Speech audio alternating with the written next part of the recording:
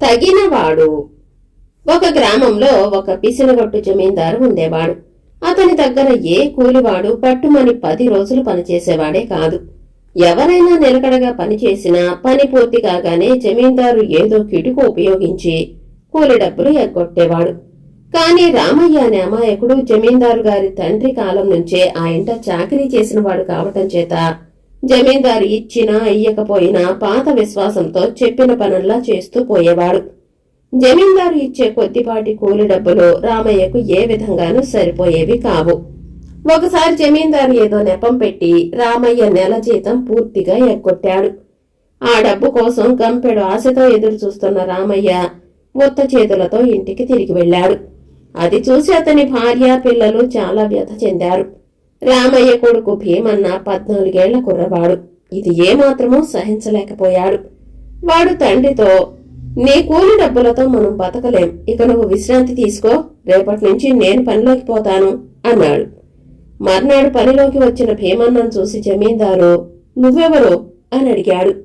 రామయ్య కొడుకును, నా పేరు భీమన్న అన్నాడు భీమన్న. మరి మీ అయ్యకేమైంది అని జమీందారు అడిగాడు. ఇక నుంచి పనిలోకి నేనే వస్తూ ఉంటాను, మరో నెల మాత్రం మీ వద్ద పని చేద్దామనుకుంటున్నాను, నెల ముగియగానే నాకు జీతం ఇచ్చి పంపేయాలి అన్నాడు భీమన్న.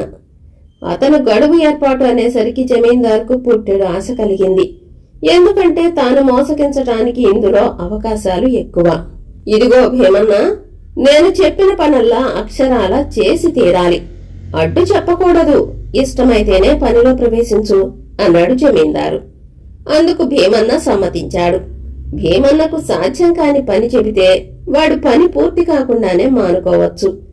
అందుచేత జమీందారు వాడికి మొక్కజొన్న చేనుకు నీళ్లు పెట్టడమో కాపలా కాయటమో చెయ్యమని చెప్పాడు. నెల పూర్తి కాగానే భీమన్నను ఉత్త చేతులతో పంపే ఉపాయం జమీందారుకు తెలుసును. నెల పూర్తిగా వచ్చింది. మొక్కజొన్న చేను కోతకు వస్తున్నది. ఒకరోజు చేను చూడటానికి వచ్చిన జమీందారు భీమన్నతో, చూడు భీమన్న, మన చేలో కొన్ని కర్రలకు 2 కండెలున్నాయి, మరికొన్నిటికి ఒక్కొక్కటే ఉంది. అలా ఉండటానికి వీల్లేదు, చేను సక్రమంగా ఉండాలి, చేలో ప్రతి మొక్కకు 2 కండెలు ఉండేలా చూడు అని వెళ్లిపోయాడు, తన తెలివికి తానే అబ్బురపడుతూ. భీమన్న తనలో తాను నవ్వుకున్నాడు. 2-3 రోజుల అనంతరం జమీందారు మరొకసారి మొక్కజొన్న చేను చూడవచ్చాడు. చిత్రంగా చేలో ప్రతి మొక్కకు 2 కండెలు ఉండటం ఆయనకు కనిపించింది. మరుక్షణంలో ఆయనకు భీమన్న చేసిన పని అర్థమయ్యింది. వాడు ఒక్కొక్క కండె ఉన్న మొక్కలన్నింటినీ పీకేసి కండెలు కాజేశాడు. కాని అందుకు వాణ్ణి తప్పుబట్టి లాభం లేదు. చేలో అన్ని మొక్కలకు 2 కండెలు ఉండేటట్టు చూడమన్నది తానే. ఈసారి జమీందారు, ఇదేమిటి భీమన్న, మొక్కజొన్న చేలో అన్ని మొక్కలకు 2 కండెలు ఎక్కడన్నా ఉంటాయా? ఇది అసహజం కాదు, మన చేను అన్ని చేలు ఉండేలాగే ఉండేటట్టు చూడు అని వెళ్లిపోయాడు. వెంటనే భీమన్న కొన్ని మొక్కల నుంచి ఒక్కొక్క కండె విరిచి ఆ కండెలను కూడా బస్తీకి పంపించి అమ్మించాడు. మర్నాడు చేను చూడటానికి వచ్చిన జమీందారుకు కొన్ని మొక్కలకు ఒక్కొక్క కండె మాత్రమే ఉండటం కనిపించింది.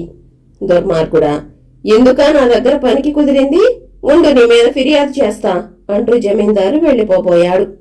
వెనక నుంచి భీమన్న, చూడండి జమీందారు గారు, మీరు మొదటనే షరతు పెట్టారు, మీరు చెప్పిన పని అక్షరాలా చెయ్యాలని, అందుచేత మీరు నా మీద ఎక్కడ ఫిర్యాదు చేసినా ఏమీ లాభం ఉండదు అన్నాడు.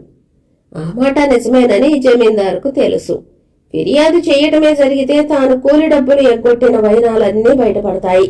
అందుచేత ఈ వ్యవహారం ఇంతటితో పోనిద్దామని అనుకున్నాడు ఆయన.